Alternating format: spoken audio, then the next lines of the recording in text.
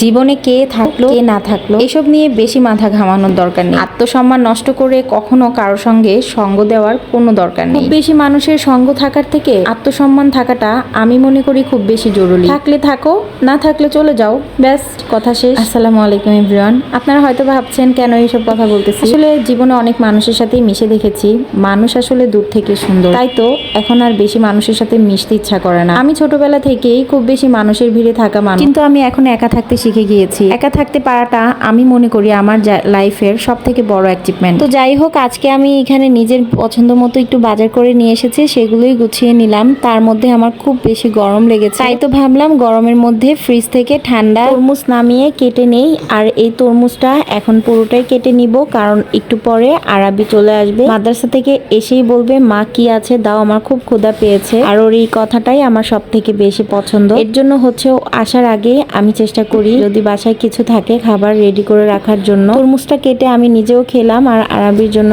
এক সাইডে রেখে দিলাম। এরপরে আবার রান্না করতে চলে এসেছি।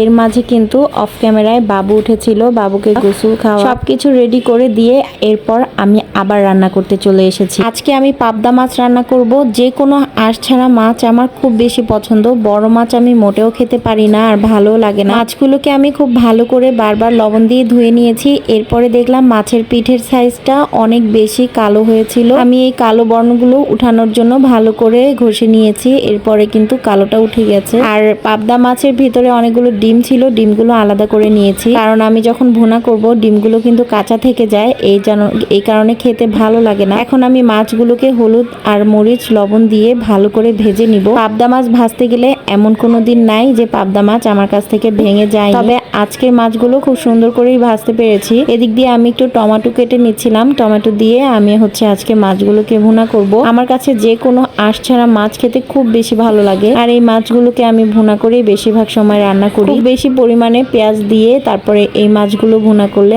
আমার কাছে খেতে খুব দারুণ লাগে। এখন আমি পেঁয়াজগুলো লাল হয়ে আসলে এর মধ্যে আমি মশলা দিয়ে দিলাম। বাটা মশলাটা যখন একটু ভাজা হবে তারপরে আমি এখানে গুঁড়া মশলাগুলো দিব, মরিচের গুঁড়া, হলুদের গুঁড়া দিয়ে লবণ দিয়ে ভালো করে মশলাগুলোকে আমি কষিয়ে নিব।